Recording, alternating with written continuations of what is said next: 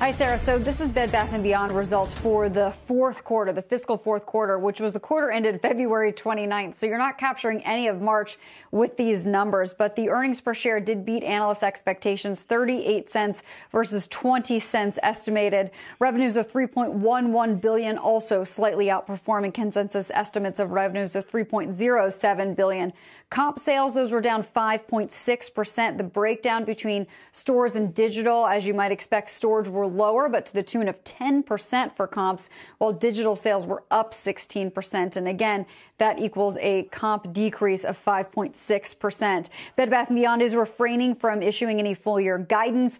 It did note, just to sort of put all this in context, that Cyber Monday week ended up benefiting the fiscal fourth quarter because it was in the third quarter of the year prior, which just goes to show you how long ago that really feels now with everything that we've gone through. The company has given several updates with regarding its performance or rather its operations during the COVID crisis. And it is still looking at May 2nd as a potential reopening for the stores that are closed right now. But of course, it remains wait and see. Shares of Bed Bath & Beyond after hours are jumping higher by 12%. But we should note they were under significant pressure in the session intraday ahead of these results. Back over to you.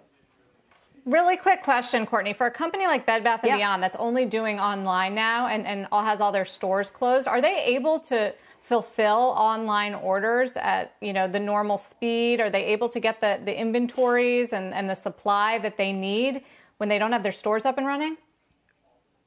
So that's a good question, and we should just add as a footnote, about 175 stores are open because Bed Bath & Beyond, remember, also owns Bye Bye Baby and Harmon. So those are sort of essential stores under what is allowed to be open. So some of those locations are open, but the mainline Bed Bath & Beyond, most of those stores are closed. Now, with regards to the online operations, truly, it just depends. The company is doing its best, as are many others, to fulfill those orders, but they also have to undergo some of these new safety measures at the distribution centers when it comes to things like social distancing. And so you may have work that's a little less efficient. You may not have the amount of employees able to come to work at any one time. And then, of course, who knows what happens once the packages are actually out the door en route to delivery with the backlog of the delivery carriers that we're experiencing. So it's a long way of saying they're doing their best. Of course, they're not able to use stores for fulfillment with the buy online, pick up in store if those are closed. So